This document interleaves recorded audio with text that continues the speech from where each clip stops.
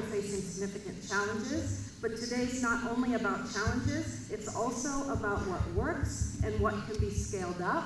It's a wonderful opportunity to hear from national governments, from donors, from civil society, and the private sector, each bringing valuable experience and insights on how to shift from short-term responses to long-term transformation. Let me turn it over to the Executive Director of the World Food Program, Cindy McCain, to welcome you.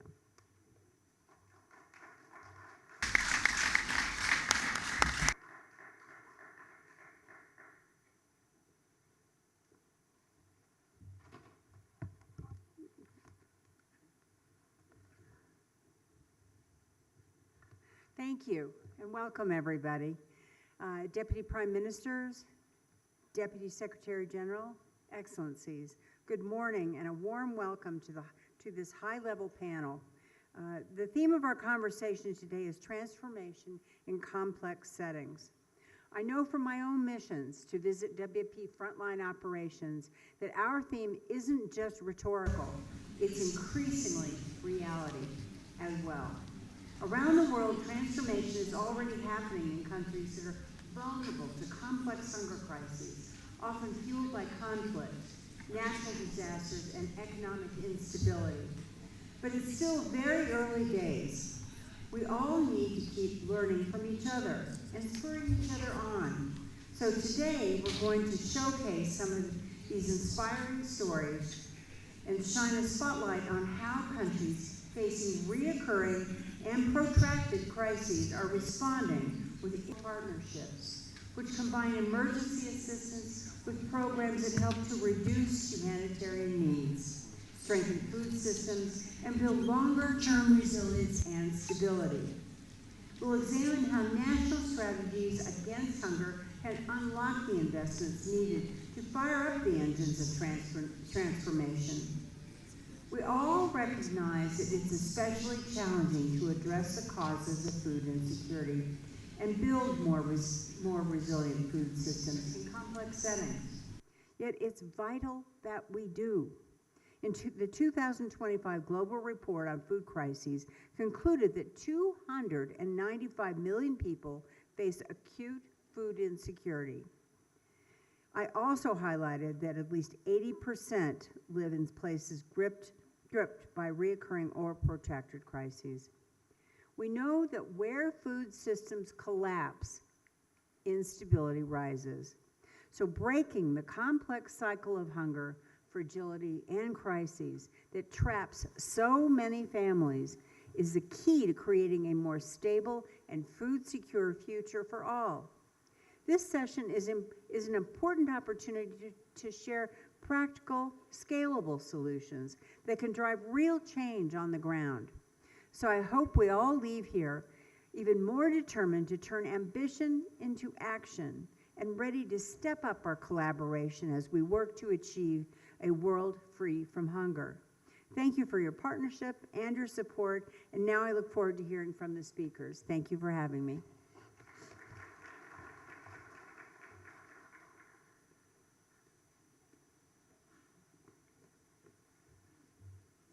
Thank you so much, Executive Director.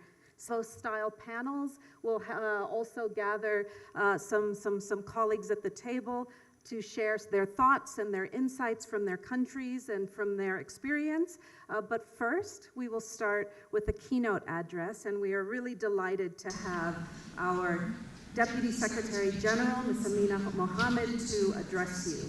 We're so grateful, Deputy Secretary General, for your vision, your advocacy, your unwavering commitment, and your leadership, and look forward to hearing your words today. Thank you.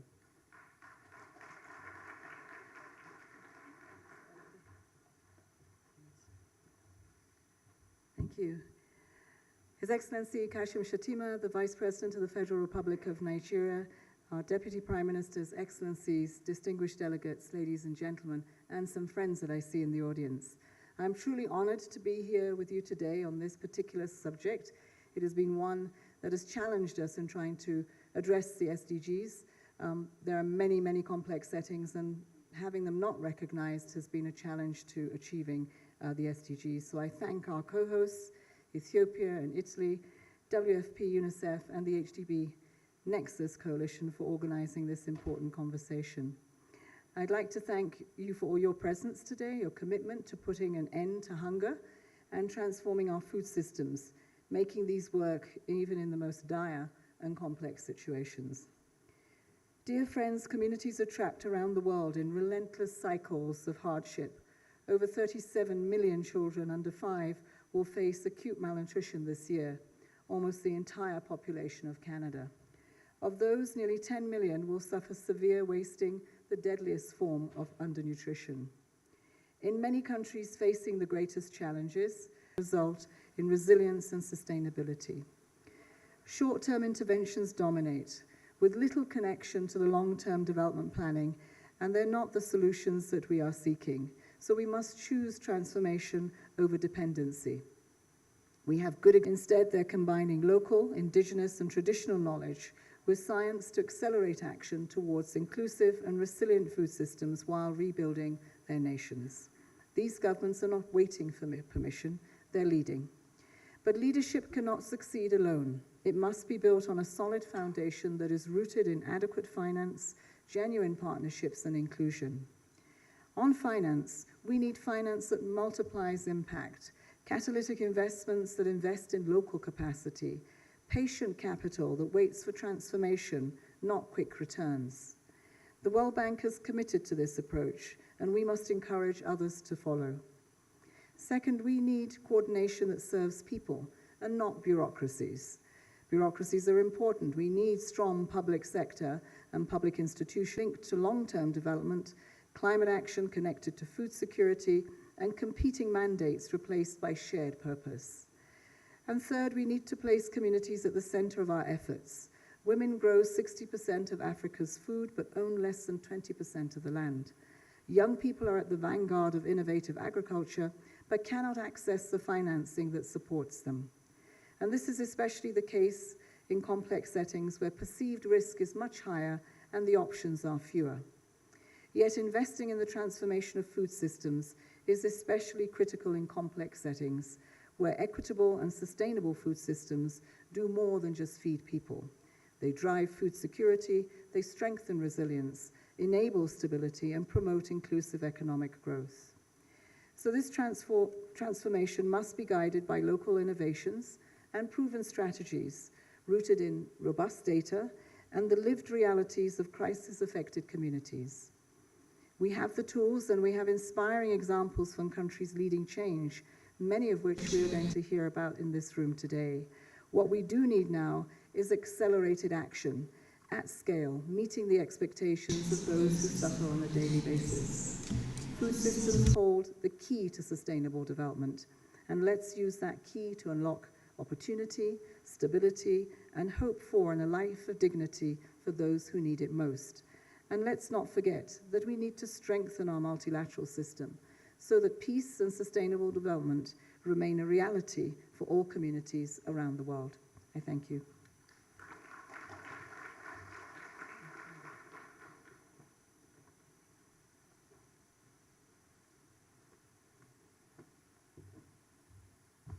Thank you so much, Deputy Secretary General, for your inspiring words and for really reminding us that food systems need to work for people and that we need to ensure that food systems are working for everyone everywhere, including in contexts that may be facing some challenges. This sets the scene very, very clearly and very good for the dialogue that we are going to have now. And we'll be having this dialogue in Davos style on the floor in these seats right before us. I would like to bring in now the perspectives of countries who have really been taking inspiring actions in transforming their food systems. I'm inviting 3 distinguished speakers to the panel. We're very privileged to have with us here today His Excellency Kashim Shettima, the Vice President of the Federal Republic of Nigeria. Please, Vice President. We are also delighted to have with us today His Excellency Salah Ahmed Jammeh, the Deputy Prime Minister of the Federal Government of Somalia. Excellency.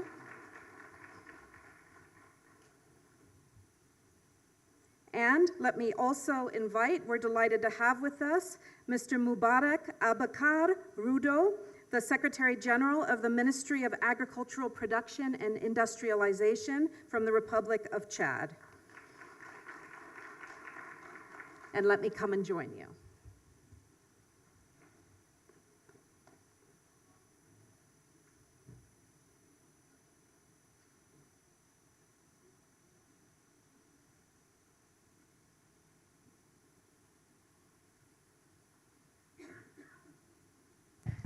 Well, welcome. Each of you have inspiring insights that you can share about how governments can really drive transformation, and you've been doing that in your countries.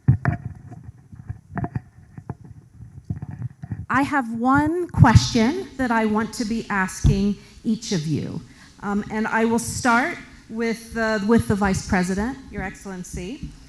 Perhaps if you could tell us what policies and actions have had the greatest impact when it comes to ensuring that your food systems are resilient to shocks and stressors. What have you learned, and how are you taking your successes to scale?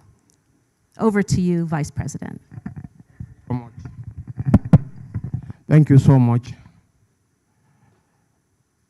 Food dependency, one philosopher said, conditions other a non-sovereign nation. When we assume the mantle of leadership, we met the nation in a very sorry state of affairs. And His Excellency President Tinubu immediately declared a state of food emergency. Not born out of fear, but born out of genuine concern for the welfare of our people, especially in conflict-ridden environments like the Northeast, where Boko Haram was sowing seeds of discord and destruction.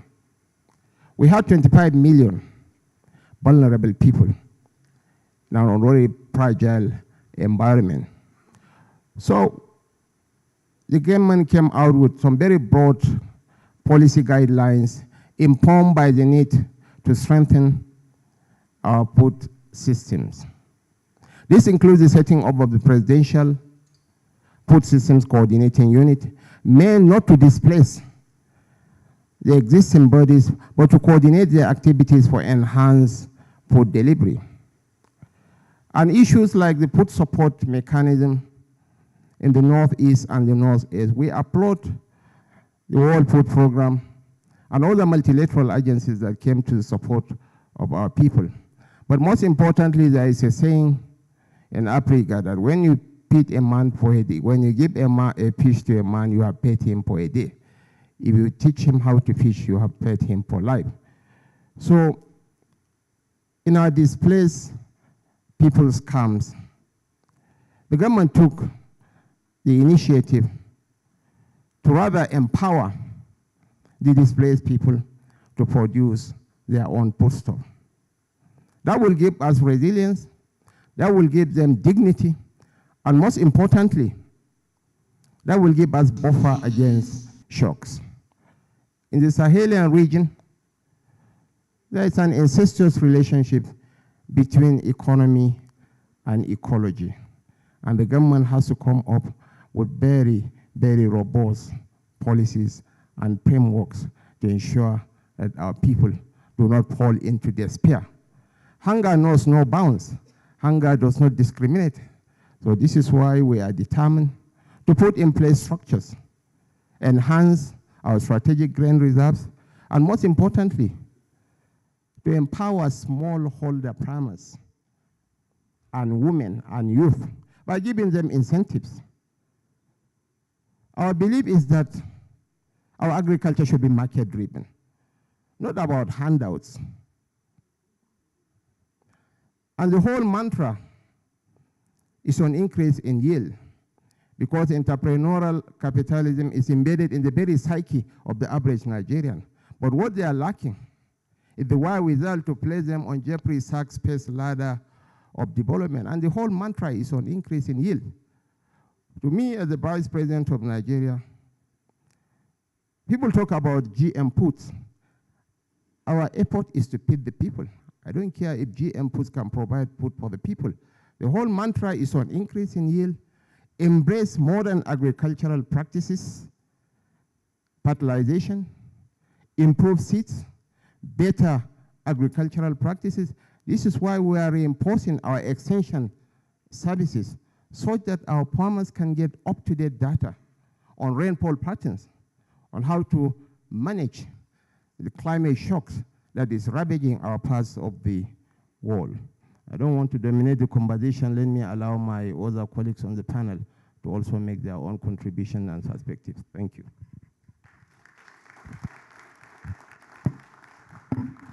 Thank you so much, Vice President, for highlighting how you've turned moments of crisis into an opportunity to ensure also that no one is left behind, and the way that you're bringing along the population as part of the transformation, ensuring the food systems work for people, but also looking specifically at women, at youth, at inclusion, is something that we can all be inspired from, by, and learn from. I'd like to now turn to Somalia and really ask you the same question. What policies, what actions have you in Somalia put in place that you see having the greatest impact when it comes to ensuring that your food systems are resilient? And what have you learned from that, and how are you taking this to scale? Well, thank you very much, and I would like to thank both the panelists and the participants and the heads of international organizations and heads of states for convening this very important forum so that we can understand and, to quote Amina, appreciate the role and the complexities in countries like Somalia and the need to bring that complexity to the global platform so that we can find durable solutions collectively, both as the Somali government and our international partners. So let me begin by giving you a bit of a context. For the last prior 25 years or 30 years, the world was familiar with Somalia in crisis, conflict, migration, and the absence of government. And that has led to a situation in which recurring droughts, food shortage, importing 70% of our food has become the norm. So after the Somali state has been revived and the state building process has gained momentum, we have come to realize that we cannot address this issue of food insecurity in a silos manner. So we have come to develop a set of integrated policies, national policies. For instance, let me begin by, I don't want to dwell on how for the last 10 years we have gone through the debt relief process, and it took us a good decade to go through the debt forgiveness program for $5.5 billion, which we hope would give us an opportunity to now get into concessional loans or maybe grants and other systems. So for now, we have developed a national transformation plan that has replaced our national development plan.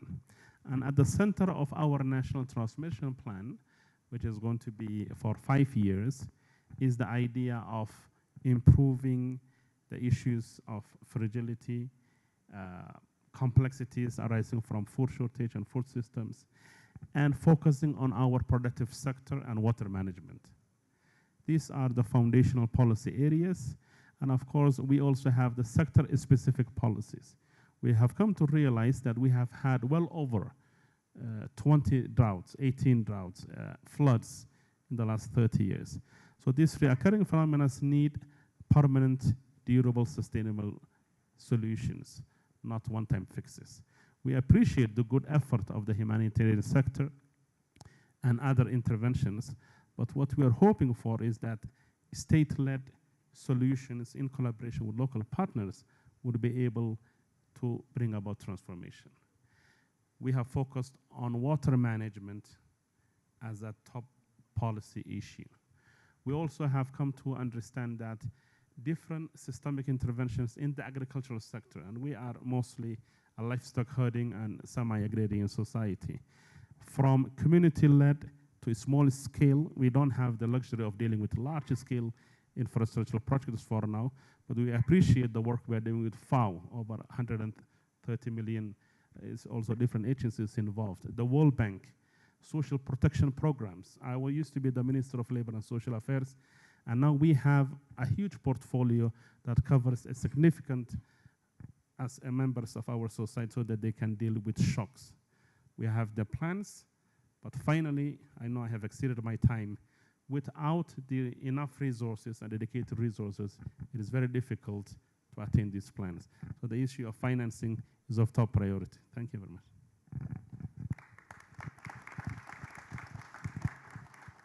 Thank you so much, Deputy Prime Minister, and really for highlighting how Somalia has worked both to change the narrative and to change the reality on the ground. The shocks, the stressors, they continue, but the systems need to be in place in order to help better cope with them, and the partnerships that are coming together to support you in doing that are important as well.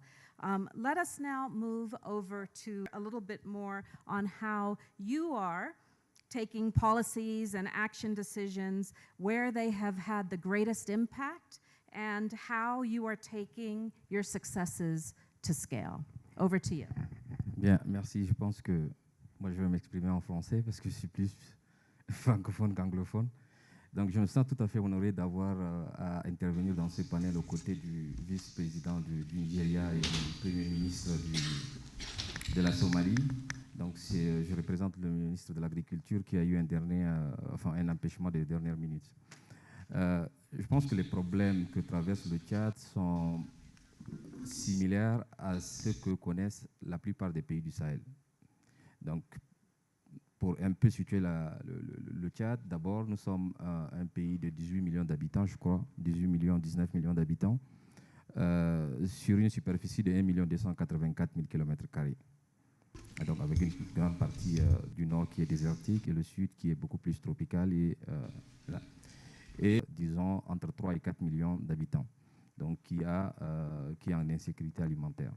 Et donc, les causes de cette insécurité alimentaire sont connues, c'est les changements climatiques, la rareté des pluies, la crise acridienne qui peut arriver par moment. Et donc, on a par moment des crises qui sont plus aiguës que d'autres. Et certaines années, nous avons pratiquement des problèmes qui sont liés même aux inondations et à la crise acridienne et tout ça. Et donc, par rapport aux mesures que nous avons prises pour impacter davantage, ou du moins pour renforcer la sécurité alimentaire au Tchad, c'est que pendant très longtemps, donc la question c'était pour lutter contre l'insécurité alimentaire, il faudrait simplement augmenter la production. Et cette réponse n'a pas été satisfaisante parce qu'on s'est rendu compte qu'en fait, il fallait une solution plus ou moins intégrée. C'est-à-dire que dans les zones rurales, on avait tendance à voir que la simple augmentation de la production ne pouvait pas résoudre le problème de la sécurité. Donc, il fallait une solution intégrée en créant des activités génératrices de revenus, en donnant aussi des petits ruminants, donc en apprenant à certains agriculteurs à faire aussi de l'élevage. Donc, pendant la période sèche et la période de soudure, donc on pouvait aussi faire de la culture de contre-saison, c'est-à-dire la culture maraîchère et tout le reste. Donc ça permettait quand même aux populations de pouvoir tenir pendant la période de la saison sèche. Donc toutes ces mesures-là ont été prises et grâce aussi au financement extérieur, que ce soit de la FAO, du PNUD, de la Banque mondiale, du FIDA et tout le reste. Donc cette solution intégrée, c'est-à-dire qu'il fallait absolument cumuler agriculture et élevage, et aussi développer les cultures de contre-saison. Donc les cultures de contre-saison, ce sont les cultures maraîchères. Donc pour culture maraîchère, ça veut dire qu'il faut de l'irrigation, il faut aussi la maîtrise de l'eau et un certain nombre d'aménagements hydro-agricoles qui permettent maintenant aux populations, pendant la saison où il n'y a pas de pluie, de pouvoir irriguer les terres et de pouvoir faire une culture qui leur permette de survivre et de pouvoir aussi vendre sur le marché. Et donc, toutes ces techniques-là, enfin, toutes ces politiques ont été prises en compte. Et là, maintenant, on a une solution plus ou moins intégrée qui n'est pas simplement une réponse agricole. Donc, la réponse à la résilience alimentaire n'est pas que agricole. Elle peut aussi inclure l'élevage, le financement, les microfinancements, donc les activités génératrices de revenus et tout le reste. Donc, c'est un peu ça actuellement qui est en train d'être mis en œuvre et ça donne des réponses plus ou moins satisfaisantes pour l'instant. Je vous remercie. Merci, merci, Monsieur Roubaud, pour votre intervention and for highlighting how it's not enough to focus just on increasing production. You really needed to take a food systems approach in order to ensure that the resilience was also built in to the system for the communities. And while I'm sure that resonates across the Sahel, I think it also resonates beyond the Sahel with countries facing either too much or too little rain during certain seasons and certain years. Thank you so much to our 3 distinguished panelists for sharing your experiences and your insights and for inspiring all of us. I invite you to take your seats. Thank you so much.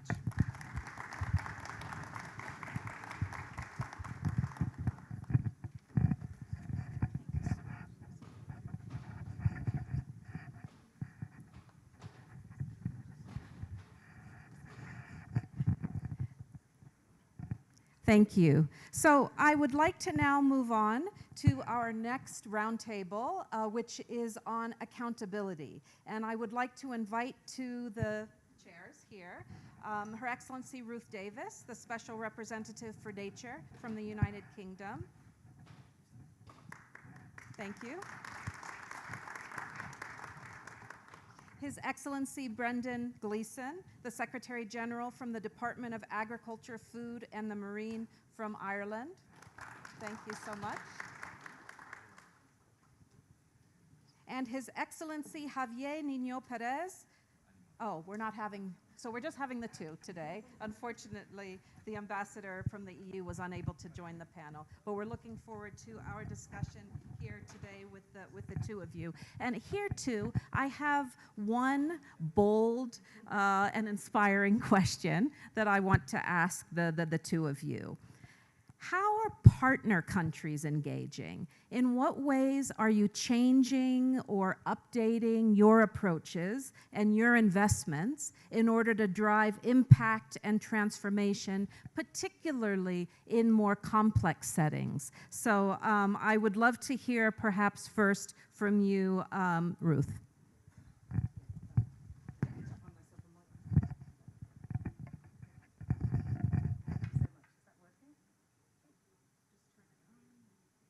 Working. Thank you so much. It's a pleasure to be here, and thank you to the previous panelists for, if I can, to recognize the ongoing food crises and the human suffering, including the widespread hunger in Gaza and in Sudan, and recognize the extreme pressure that's currently on the humanitarian system. It seems very important for us to say that before we then move on to a conversation about how we can invest more in the resilience side of the conversation. We know that we need to move to a humanitarian system and a response that is cost-effective and is locally led. And this is a top priority for us in the United Kingdom. We really want to make sure that we're deploying our political and our resourcing levers to do that. And I speak as the envoy to the Foreign Secretary when I make that remark. However, like everybody here has said today, we strongly recognize that we also need to find longer-term solutions to the problems, and that we do need more systemic action to build resilience so that we can break out of the cycle that we've heard repeatedly and that I've heard in my bilateral conversations with people over the course of the last few days, that traps people in a situation where the combination of the nexus of conflict and climate change, economic instability, creates a reliance on emergency aid, which every partner we have would like to see change. So I think I then want to think a little bit about how to answer your question about how we're doing and hoping to respond to that particularly in the UK context. We're very committed, I think, to the idea of having a part of our response in complex situations to be really focused on resilience. And for us, we see food systems as the sort of critical underpinning of that, simply because it is central to the lives of so many people in the complex context that we're talking about. That's why at the last G20, we launched the UK Resilience and Adaptation Fund. And some of the elements of that we see as being particularly important, focusing on early warning and prearranged finance, on how we can make sure that we're working with partners to invest in the quality of soils, in water systems that work, and particularly important to me and in some of the conversations I've had over the course of the last few days, thinking about land restoration in a conflict-sensitive way, in a way that's going to enable the recovery of those long-term resources that actually enable people to be able to sustain their livelihoods. So we really want to play a part in that.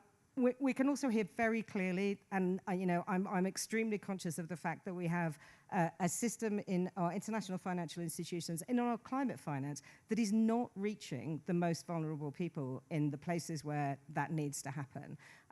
We really need to take that on as a collective challenge. I spend quite a lot of my life working in the context of the climate change negotiations and other multilateral systems. And whilst I think we pay some service to that, I'm not sure that we've done really nearly enough to challenge ourselves in the roles that we play in those institutions to try to improve access and to try to move people into a space where that money is doing what it was intended to do, which is to reach people in the most vulnerable contexts. That includes looking at the IFIs and the climate funds, but also people have raised rightly the issue of wanting to build agricultural systems and food systems that are private sector driven, that are market driven, that are part of a thriving economy. And the challenge we then have is to try to work in a way that means that the sort of appropriate private sector finance can work in a way that is really providing the credit that works, that is necessary and is long-term and sustainable for smallholder farmers and for SMEs. Again, I don't think that's a challenge that we've solved, but it's one that we collectively would like to take on. Better, so that we're really giving the political signal we need to through things like the G20 and through things like climate COPs, but also recognizing that political leadership is coming through things like the high-level panel on social protection, and then work through our systems to make sure that every piece of them are driving the finance we need down to the level that it needs to get to. So that's our, both our offer and also our request for partnership for others to solve those problems. Thanks.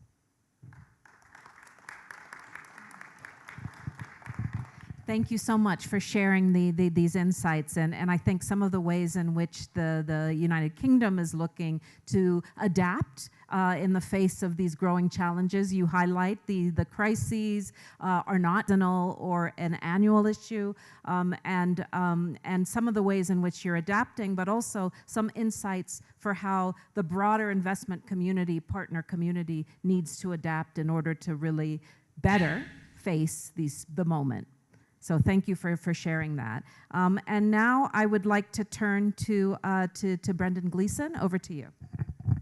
Thank you. I'm not sure I can follow that really, so well done, Ruth.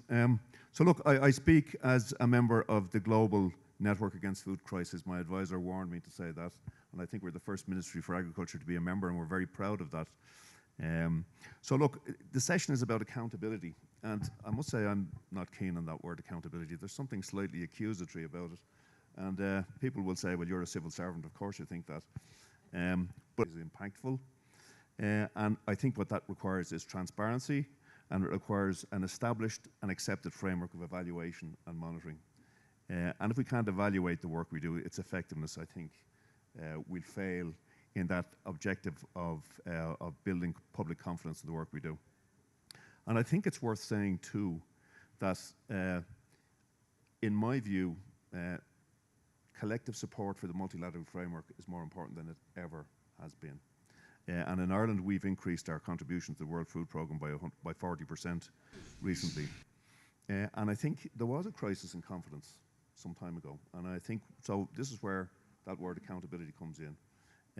But without that multilateral framework, it's our best hope for dealing with these really, really difficult and intractable problems. In terms of long-term engagement, you need political commitment. You need a systemic approach to dealing with the long-term problems. And in Ireland, quite a different environment to many of the countries, many of the representatives here, but we have built a long-term systems approach to developing our agri-food sector with 10-year plans. And we have engaged the people whose lives and businesses are affected by those plans in the process of policy development. So I think it's critically important that we don't bypass the people who are affected by the things we do, and that we build them in, not just to policy development, but also to its implementation over the long term. Thanks. Thank you. Thank you. I like the concept of building confidence, and that confidence needs to be residing both among the donor constituencies and first and foremost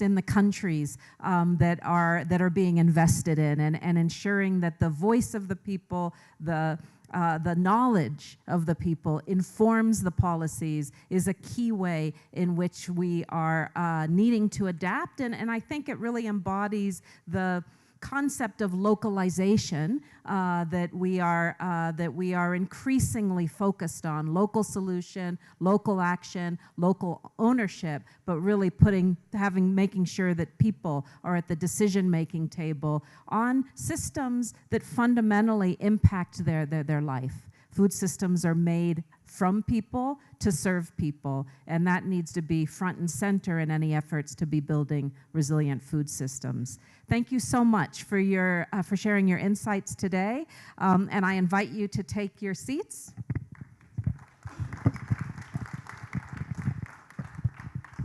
While I move up top for the next exciting dynamic panel.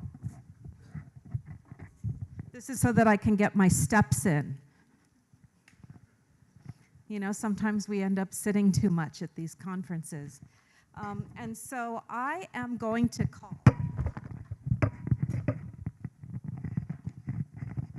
I'll use this for a while. I'll call to the stage our next dynamic, exciting panel discussion. I have Mali here, His Excellency Daniel Simon Kalema, please come. From Yemen. From Yemen, we have Mustafa Ahmed Mohamed Noman. Please join us.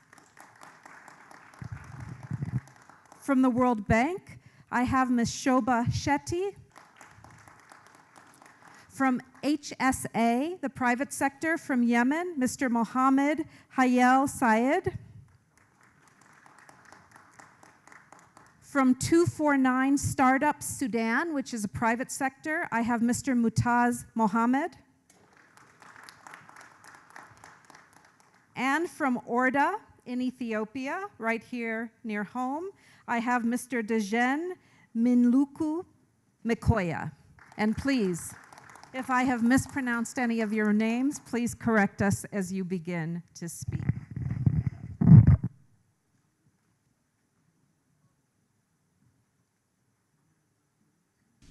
Okay, let me shift over to this microphone.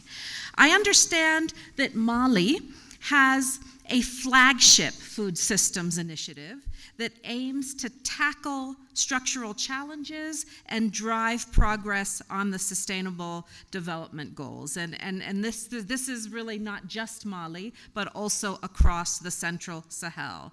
Can you tell us a little bit about what this is, and how have you worked with local and international partners to develop and implement this flagship initiatives?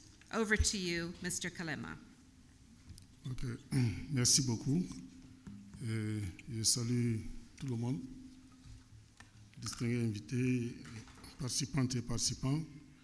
Les programmes phares pour la transformation des systèmes alimentaires sont des co-créations entre les gouvernements. Et cela reflète les priorités et les aspirations des populations des pays de l'AES, l'Alliance des États du Sahel.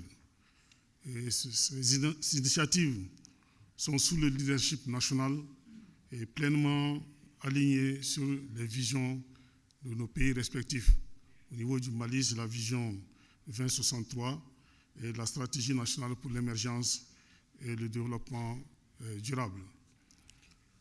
Et dans ce processus, les institutions des Nations Unies jouent un rôle de facilitateur et de conseiller technique, tandis que les gouvernements, en tant que souverains, conduisent la vision, la conception, une nouvelle dynamique de partenariat qui renforce le leadership national, consolide la souveraineté et garantit que les solutions sont enracinées dans les agendas nationaux de développement.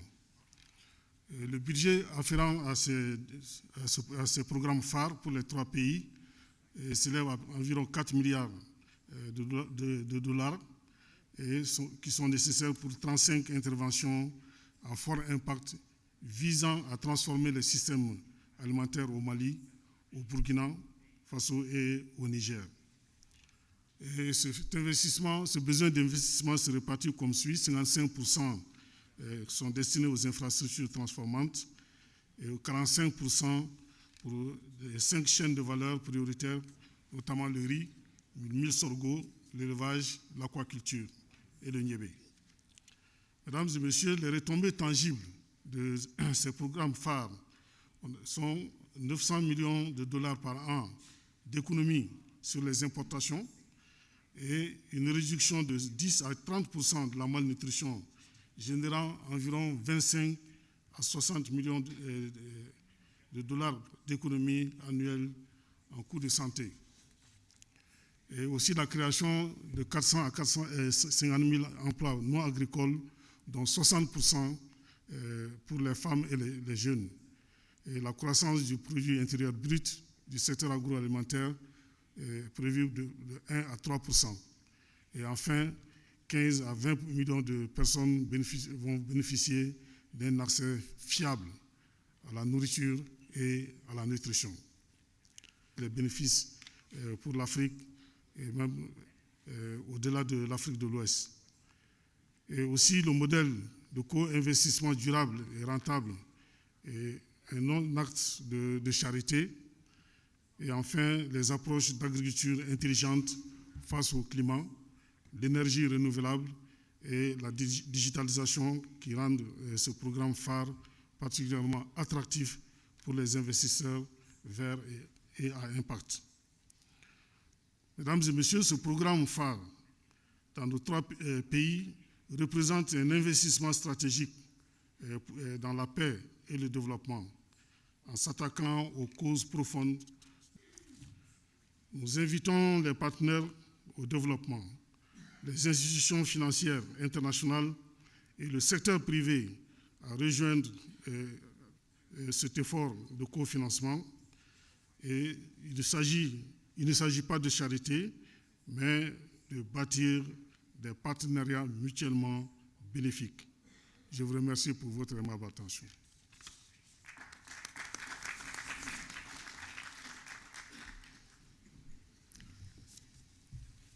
Merci, and thank you for sharing these examples on behalf of the Central Sahel Initiative. I'd now like to turn to Mr. Mustafa Noman from Yemen.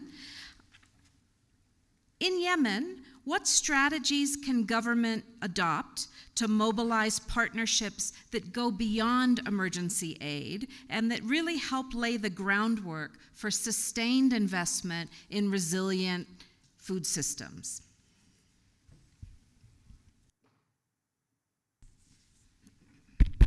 Okay, thank you. At the outset, I must say that our presence here is a signal that the crisis-affected countries are not passive to the crises that the whole world is passing through. And we in Yemen, we admit that the causes of the disrupted food system and nutrition are mainly caused by, first, the sectoral difficulties, the overlapping and complex challenges caused by deeply rooted structural and social issues. And during the past decades, because of the abundant funds, these difficulties were not seen, they were not visible, they were not hidden behind the flow of much of the finances coming from the donors and institutional capacities, because of everybody was focusing on the humanitarian assistance, and that kept the structural of the institutions hidden from our eyes. Now, my country has come to some plans. First of all, we have to put an emphasis and funding going direct to enable public institutions and strengthening them. Secondly, investing in food systems transformation and nutrition is not only humanitarian necessity in Yemen, but it's also a strategic decision to stabilize the country that has been devastated by a civil war during the last decade. Now, we have some practical actions that we believe can help us. We are first in close collaboration with the Yemen Partner Group, the YPG, and the national UN agencies and technical stakeholders. We are adapting humanitarian development peace HDP nexus, and Yemen has localized it, and we have issued national guidelines that promote coordinated actions and strengthen capacity. And finally, we have also issued the National Food System Transformation Path. Thank you.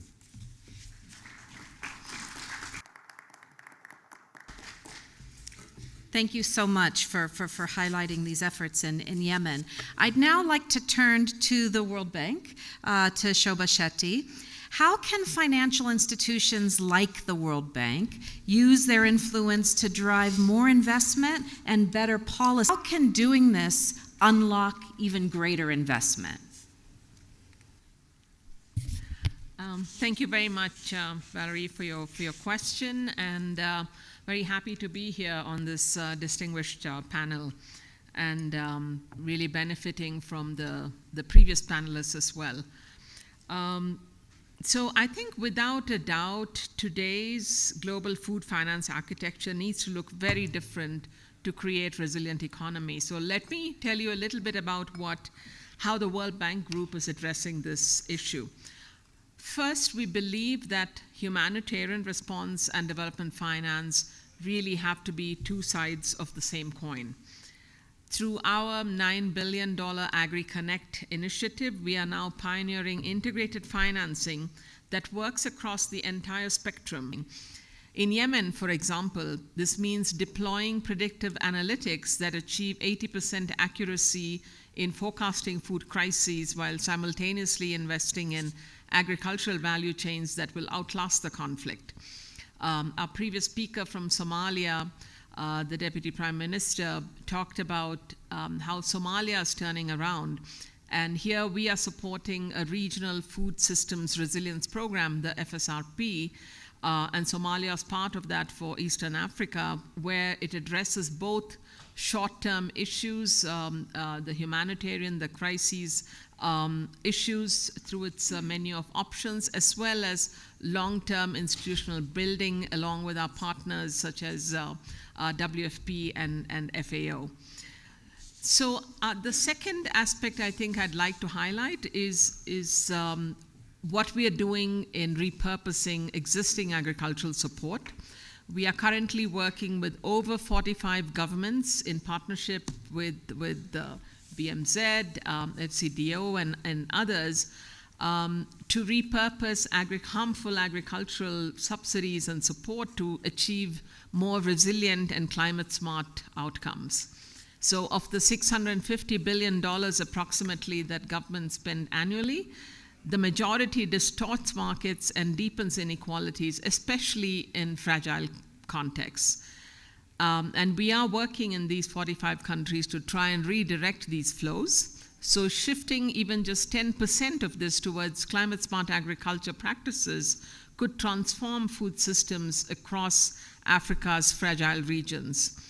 This will need political will, but will also provide confidence for private sector to come in.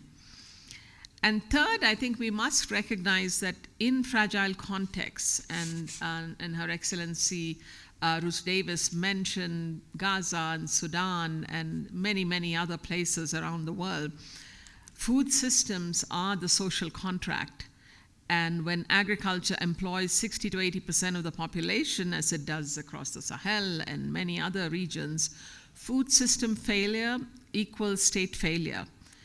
Yet agriculture receives only 4% of climate finance, with less than 1% reaching smallholders, many of whom are the first line of defense against extremism and forced displacement. But I think we have a risk avoidance approach to more intelligent risk sharing, and together with our private sector arm, IFC and me, all specifically designed for fragile contexts, and where de-risking is going to be key, especially for the private sector capital to come in. In West Africa, our $900 million regional approach doesn't just pool resources, it creates cross-border resilience that matches the scale of the challenges. And of course, we have to transition from projects-based to systems financing, and we now have food systems preparedness plans in 26 countries, which establish government-led frameworks that integrate early warning, social protection, and marketing as a foundation for stability. So let me leave you with one last point. The return on transforming food systems in fragile contexts isn't just the $4.3 trillion in economic benefits that our models predict. It's also preventing the next generation of conflicts, the next wave of forced displacement, and the next cascade of state failures. So this real transformation requires every actor in this room to really question their assumptions about risk, about timelines, and about what is possible when we align capital with courage. Thank you.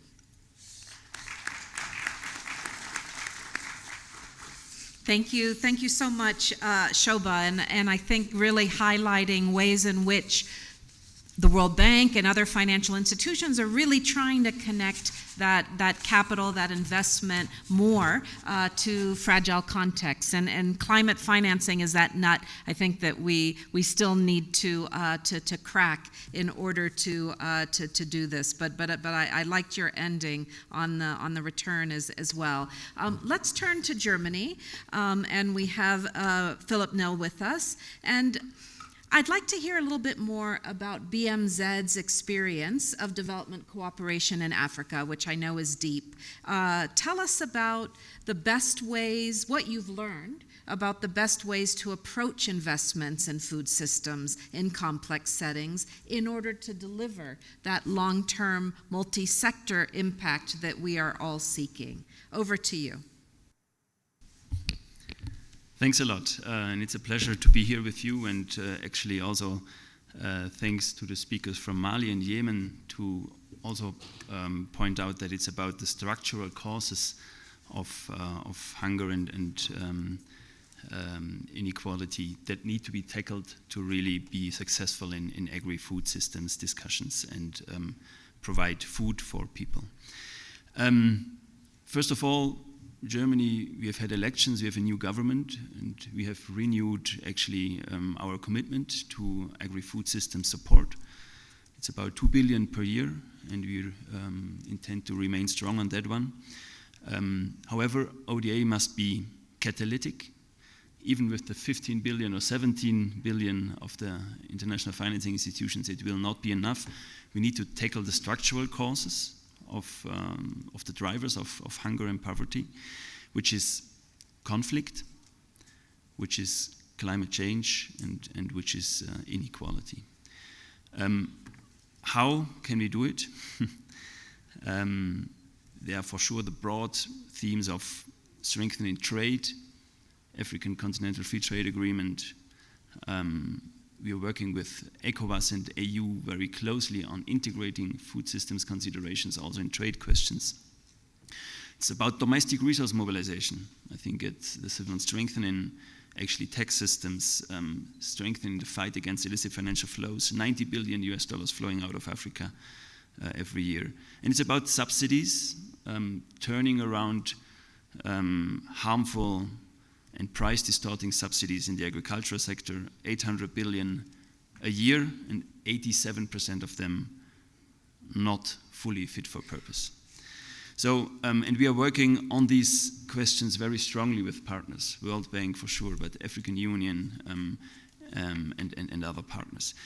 What can we do in settings, or what is our experience? What can we do in settings where it's more complex? Just an example on Sudan, and we will hear more of it from Mutaz Mohamed from 249 Startups. Even in Sudan, there's a private sector, and there.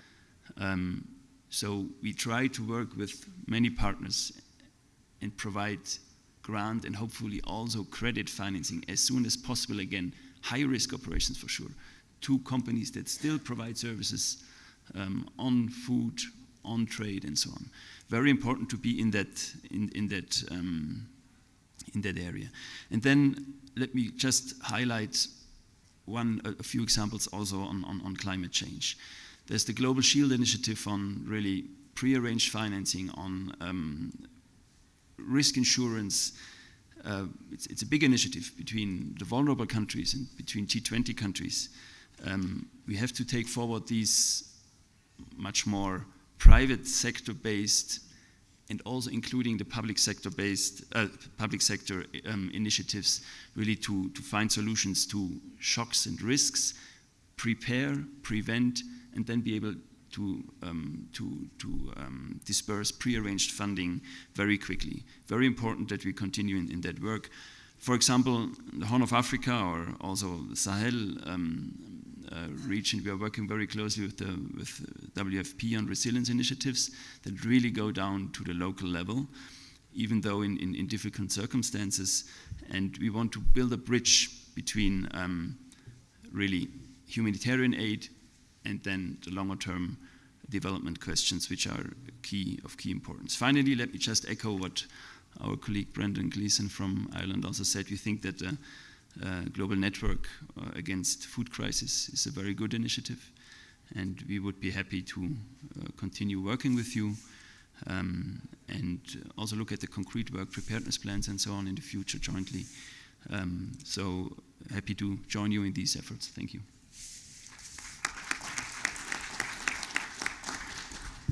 Thank you. Thank you so much, Philip, also for highlighting that alongside all of the important work on making the longer-term investments work better in complex settings and in fragile contexts is also connecting the dots with some of the humanitarian and crisis response financing, looking more at prearranged financing, at early warning, at anticipatory action, as well as ensuring that this is baked into risk insurance as well, and that this is baked in to the thinking on the longer term, and then that public-private connection is also key.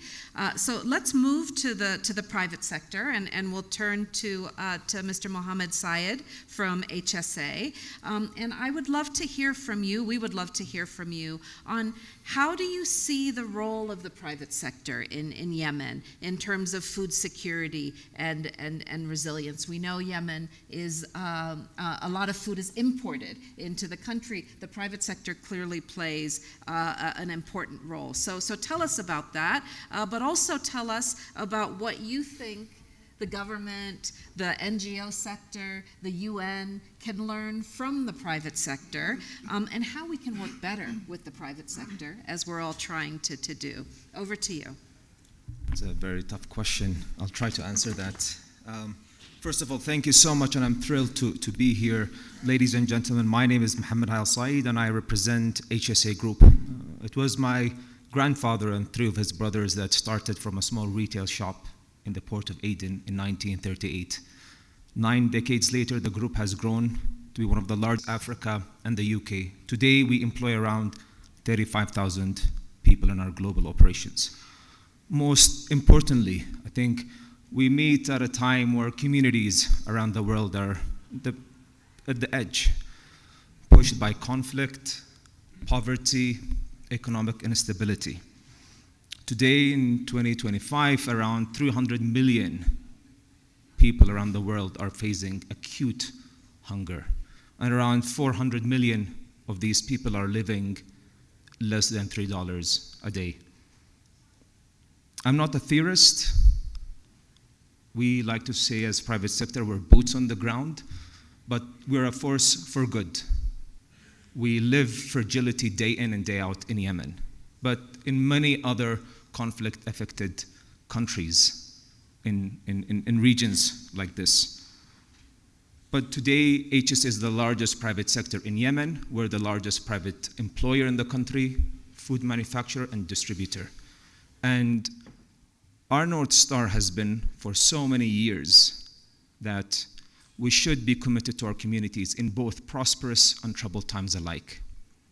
And when the conflict in Yemen erupted, we had, as a private sector, 3 choices to make: either shut down, slow down, or adapt and continue business as usual. And a lot of private sector actors in places like Ethiopia, Africa, and Yemen, and all these growing frontier markets know that adaptability is so important. And local private sector were able to adapt and innovate. I'd like to mention 3 key learnings from the private sector perspective. First is that long-term investment beats short-term. We're not in the business of trying to cut corners to generate quick profits. We're in the business of being committed to the people and knowing that the sun will rise one day. Secondly, job creation. Job creation is peace building. And HSA remains committed to all the employees we employ, but also a lot of private sector. In the midst of the challenges the public sector has been facing, it was the private sector that stepped up. A lot of the speakers have been saying about the power of partnership. We know what is the power of partnership. We've partnered with the IFC World Bank in 2021 at a time where the country has been facing challenges, but also the private sector has a bandwidth. There's a saying that says in Arabic, people think it's Chinese. I like to say it's Arabic, that one hand doesn't clap, and so it takes 2 hands to clap. So the private sector works alongside the Yemeni government, but also with NGOs, civil society organizations. It's so important to work also with the international community. So we're very proud of the partnership with the WFP as well, and Tetra Pak and other multinational organizations. And there is one thing I would like to leave you guys today is that in the hardest places on earth, and what we want to make sure that as international community, as multilateral organization, and the private sector is we're working to build jobs and to create jobs, because that's the only thing that keeps hope. Thank you so much. Thank you, Mohammed, for your inspiring words, the voice of the private sector, emphasizing jobs. Nobody wants a handout. Everybody wants to be able to feed their families. And so at the heart of resilient food systems, it's the ability for people to feed their families, either through their own production or through what they're able to purchase in the market. And we need to keep that front and center. Thank you. And we continue with the private sector, and we move to 249 startups in Sudan. And here it would be really interesting to hear how I think with HSA, we see quite a large global national organization or private sector that has global outreach. Here we're looking more local. And so how are local organizations and entrepreneurs in Sudan driving solutions for agro-food systems and for resilience? And what does this tell us about the importance of youth and private sector engagement? Over to you. Thank you, Valerie, and thank you for the organizers of this important discussions for having us. I think basically Sudan, every time Sudan comes to mind, I think also was mentioned today a couple of times, and it was always associated with basically hunger and humanitarian crisis, and that's unfortunately real. But thanks also to Philip and Muhammad to kind of also trying to maybe shed a different narrative. And this is also what I would be trying to do here today. So basically, I would start with saying that Sudan is actually home to startups and home to innovation hubs and home also to local incubators. And that young Sudanese entrepreneurs are building fintech solutions, are building renewable energy solutions, are building clean cooking stoves models, and building essential services and that meet the real market needs. And that's all happening during the conflict. And many Sudanese are still investing in innovation despite what's going on ground. We launched 249 Startup in 2018 to kind of, with the objective of being the gate that helps Sudanese startups to connect with the global markets and investment opportunities. It started in Khartoum and expanded, guided by market mapping to other states. And our next stop was actually Darfur. Many were surprised. Darfur was viewed largely through humanitarian lens as well. But we saw the second largest market in the country, entrepreneurial energy, youth eager to solve challenges. And not surprisingly, some of the most promising startups came from there. Yet just months after launching in Darfur, war broke out. And the narrative from planning investments and having discussions around local equity structures to asking, does any of this still matter? Entrepreneurs, and the answer came quickly through entrepreneurs who were able to kind of refusing to settle to the situation, who were able to relocate, restart, and began delivering the critical services while others were failing to kind of adapt to the situation. Those who offered fintech solutions that addressed the gap left by the collapsed banks and system. Agri-tech supporting disrupted farming, renewable energy, and telemedicine reaching cutting of communities. Local manufacturers serving agricultural needs from planting to processing. These were fully local innovation shaped by necessity and context. At the same time, Sudanese diaspora were also out of belief in survival through enterprise. Our local private sector partners also stepped in. And we were also lucky to basically, in one of the programs funded by the Netherlands, where that would require local co-financing, that the local private sector actually had recorded in that year the highest private sector contribution in comparison to other countries the same program is being implemented. And basically, we were able to also to gain new alliances through support from Italian cooperation, through which we launched blended finance instrument that enabled us to kind of establish guarantee schemes, revolving credit and market-based tools for smallholder farmers and agribusinesses. These efforts continued through partnership with German-funded initiative by the GIZ and also ASF, collaboration with ASF in the Sudan SME Catalyzer program, through which we're supporting high-potential SMEs to scale to reestablish, operating, and deliver essential services. This highlights many things. It's basically the immense untapped potential of Sudanese entrepreneurs, the need for more tools, financial, technical, and ecosystem infrastructure to reach those still left out. And there's another insight. In fragile settings, disruption can be a powerful moment to rethink broken systems. Our message is simple. Yes, Sudan is in crisis, but it still has a functioning, if fragile, market systems. If we ignore, we risk worsening the situation. Without blended finance, de-risking tools, and ecosystem support, and responding only through emergency aid, we risk deepening aid dependency. If we support local enterprises with flexible finance, technical support, and trust, we unlock real transformation. In fragile settings, it's not aid or markets, it must be both. And transformation doesn't wait for peace, it can help achieve it. And do no harm in simple terms might also mean backing what's already working and ensuring local actors are not just included, but empowered to lead. Thank you.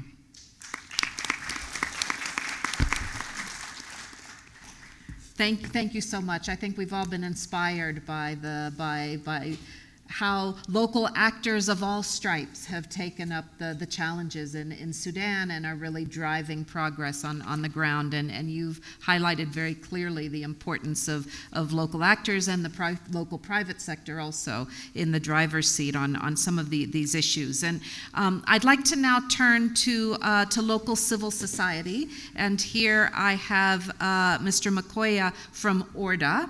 And you know, local NGOs in Ethiopia are also very engaged and involved in leading food systems transformation and in delivering on change at the country level.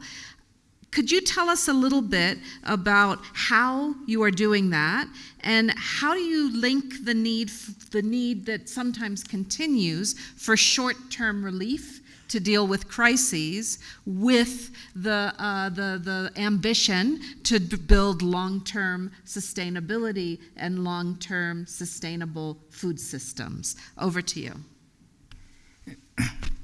Thank you very much. Really, I'm really appreciating, you know, you putting Orda Ethiopia to represent civil society organizations and share our experiences to this podium. Orda Ethiopia is a civil society organization that have been 41 years in humanitarian and sustainable development. Through these times, you know, we focus on production, market linkage, value chains, nutrition. Without access to finance, it's impossible. So that access to finance and environment, we integrate this to bring, you know, sustainable livelihoods. In relation to, we have been, you know, in humanitarians for long years. You know, after providing food reliefs, what we did is we did recovery. You know, rehabilitation of environment, damaged water points, irrigation, and so on, providing seeds to enable them, you know, to engage in livelihood, so that gradually we transform them to sustainable and locally led livelihoods and food systems.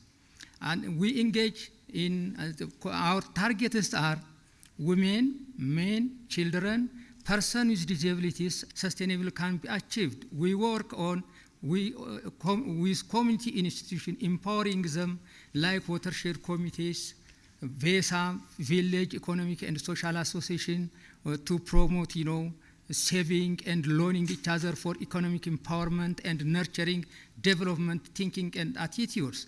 And there are unions as well, unions and cooperatives for providing inputs, agro-dealers and pullet growers to providing, you know, sustainable inputs to our beneficiaries. This is a kind of intervention that we did, and link them to value chains.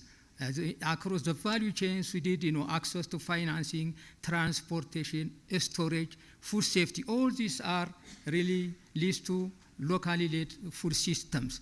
And with this, access to finance is very important, and we benefited through all this, our journey. We benefit particularly in the first 2.5 decades, more than 1 million smallholder farmers, or 4 million people. We improved, you know, nutrition status of mothers and children under 2 years, which is, you know, future generation to lead the country. And the other results are, you know, integrated watershed management is very important, and we are leading our livelihood through organic fertilizer, you know, nurturing the farmers, vermicomposting, green manure, and so that, you know, sustainable livelihood can happen. And the lessons learned is, you know, our unit of planning is, you know, watershed. Watershed is very important to empower communities and lead their own development. And the second is, you know, climate smart agriculture. And what our future focus is, you know, digitalization of agriculture, promotion of agriculture technology, encourage international donors to ensure, you know, localization commitments. The other is empowering local institutions, local communities in terms of financing and funding and capacities. And Order Ethiopia, your information have, its own income generating activities. If donor fails, we can continue by our. So that, thank you for that. Actually, yeah. Back to you.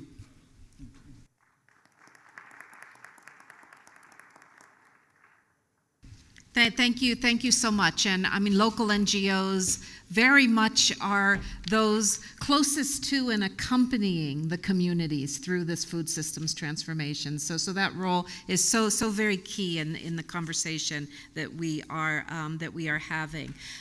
So we've come to the end of our panel, but we have a little bit of time to hear some panelists. They are here.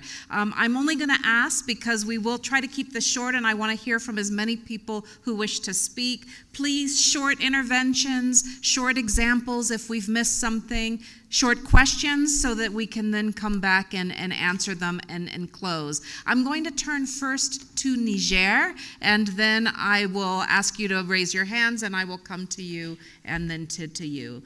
Niger. D'abord, c'est de vous remercier pour l'organisation de ce cadre d'échange. Tout à l'heure, le représentant du Soudan disait que quand on parle du Soudan, on parle de conflit.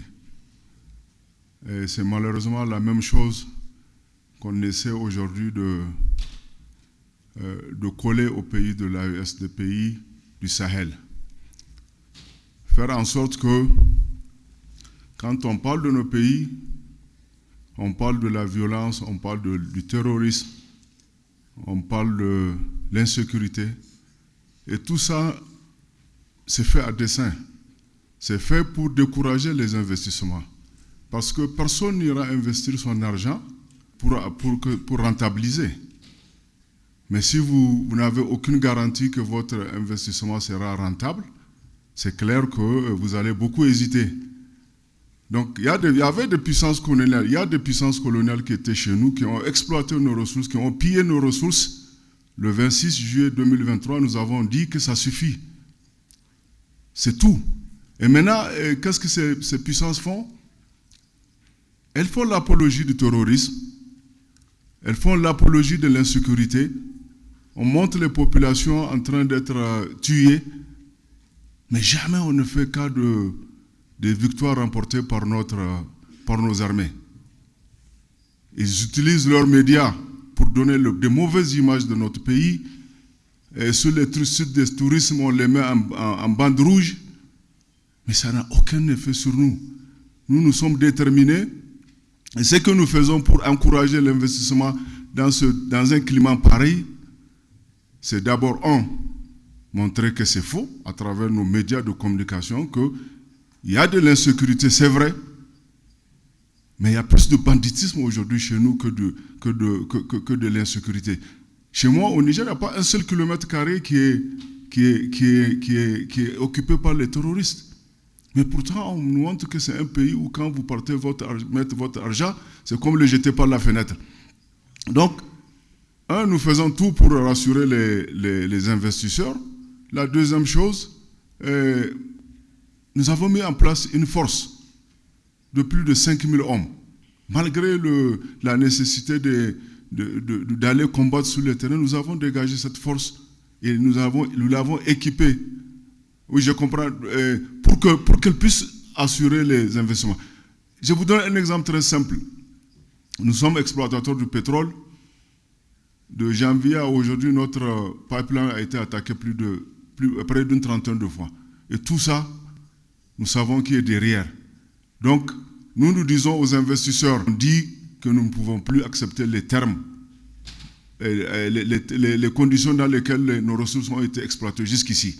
Donc, venez chez nous, il n'y a pas d'insécurité, il y a plutôt de la prospérité à partager. Et nous garantissons, nous prenons l'engagement vis-à-vis des investisseurs que leurs investissements seront préservés. Et quand la paix va revenir, tout à l'heure, quelqu'un a dit, quand on fait l'investissement, c'est dans le long terme. Quand la paix va revenir, nous allons en tenir compte. Quelqu'un qui vient investir chez nous dans des conditions difficiles ne sera pas traité de la même manière que quelqu'un qui investit chez nous quand il y a la paix. Je vous remercie.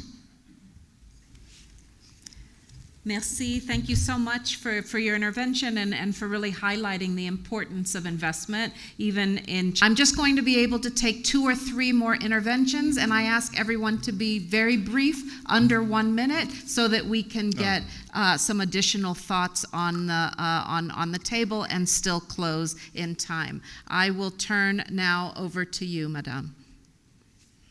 And please introduce yourself. Thank you so much. Karim Al-Hada, Ministry of Planning and International Cooperation, Yemen. I want to highlight that we are really, as government, as this also sectors, are distracted by the earmarked finance from the donors and the partners.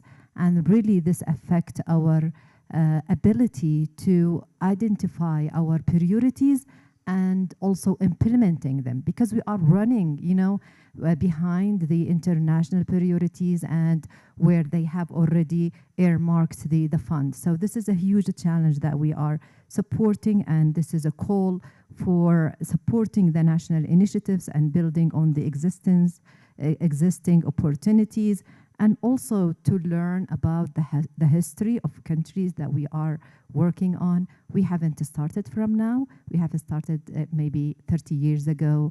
We have institutions that we need to learn about their contributions to resolve the issues inside the countries. Transformation starts from transforming our way of working, and our way of working starts from changing our mindset first. Thank you so much. Thank you so much for raising that important point. I will now go to the gentleman here. Thank you very much. I just have one simple intervention.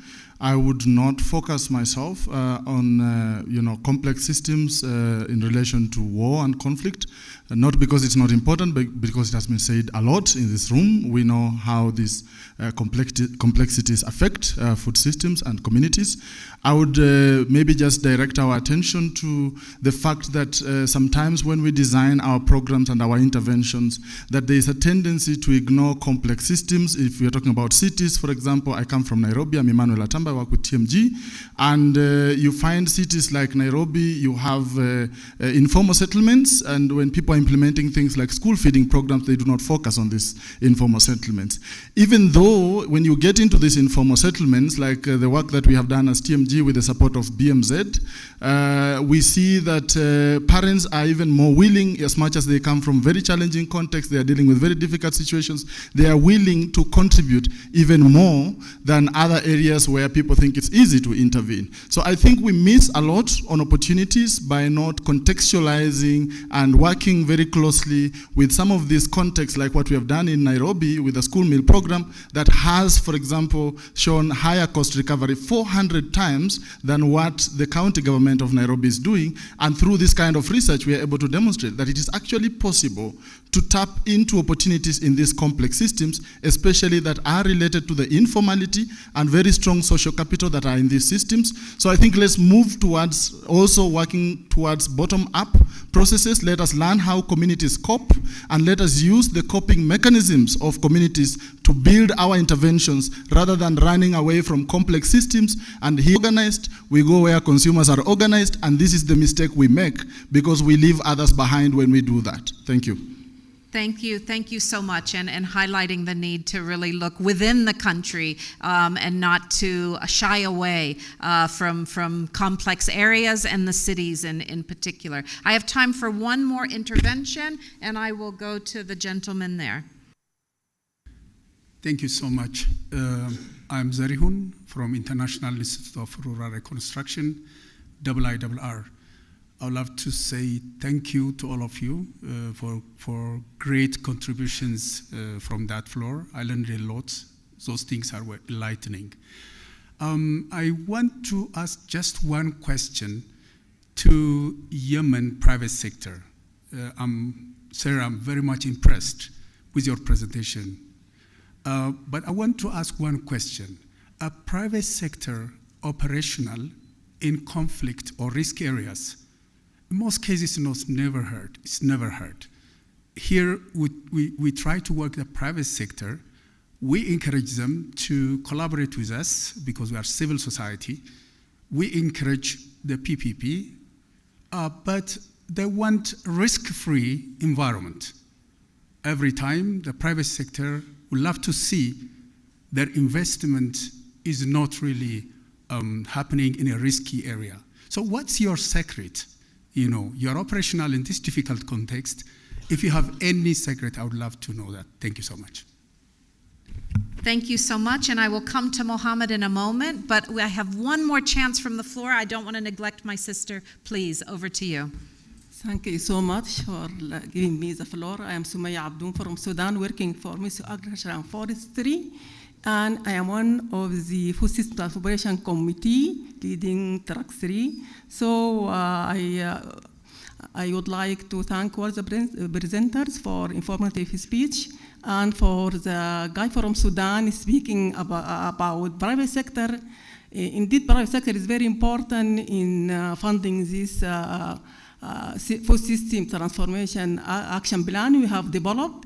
You are a key member with us in this food system pathways and even in this action plan. So we need your actual contribution in funding this in accordance to financial support and capacity building or support.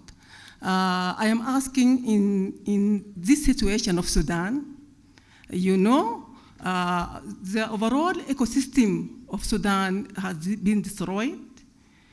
Even the data, the software, even everything had been destroyed. So how can we access your finance to recover? We need recovery-based plan so as to implement our food system. And according to the last IBC phase, we about half of Sudanese people, 25.6 people are in acute food insecurity.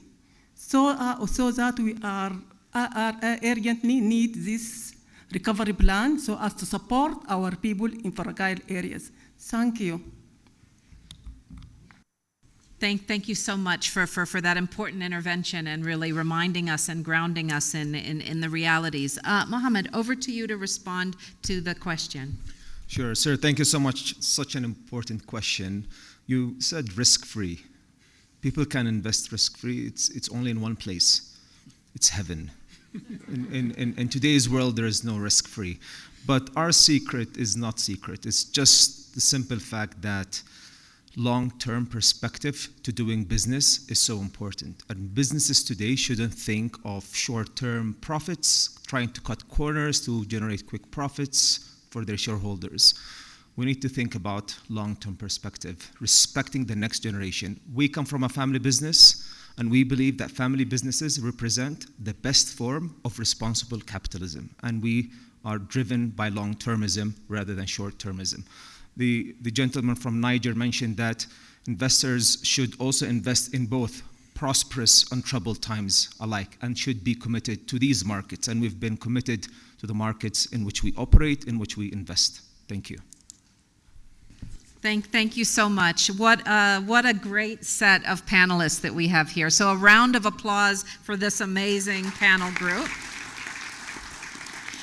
And if you'll just stay with me for a moment, I'll just go ahead and close out while you're here in the interest of time so that we can get everybody on their way. This has really been an extraordinary and inspiring conversation, and I thank our 3 rounds of speakers for making it so, but also for the questions and interventions that we had from the floor. I think throughout the conversation we've been reminded how transformation really demands bold leadership, innovative financing, and partnerships. but grounded in the lived realities of communities. And we've seen how governments, donors, the private sector, and civil society all bring vital perspectives and vital resources to the table. But it's really about how do we make this all come together where it matters most. And that's when the real systems change, transformation, actually begins. Entrepreneurial spark from Yemen's private sector leadership to Ethiopia's community-driven resilience. I think today's event has really shown that even in complex situations, maybe especially in complex situations, solutions exist.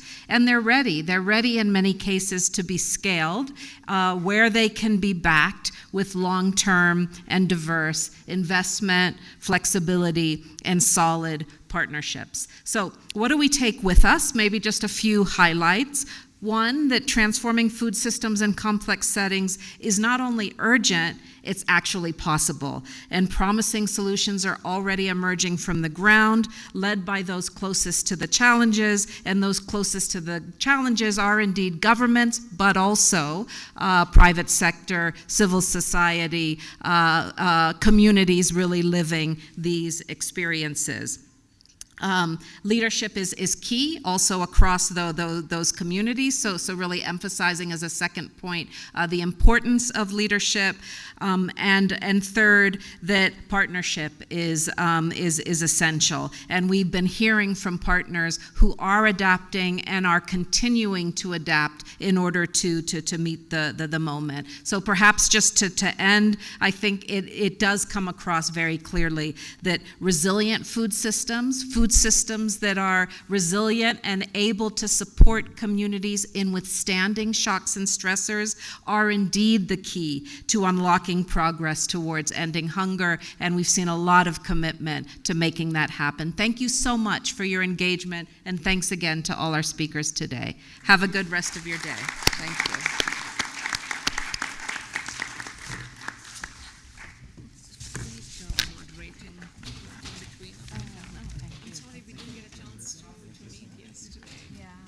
Did you meet with Margot and some of our team? I know they were trying to organize it. I don't know. I mean, the World Bank partnership is so key, and it's really evolved in such a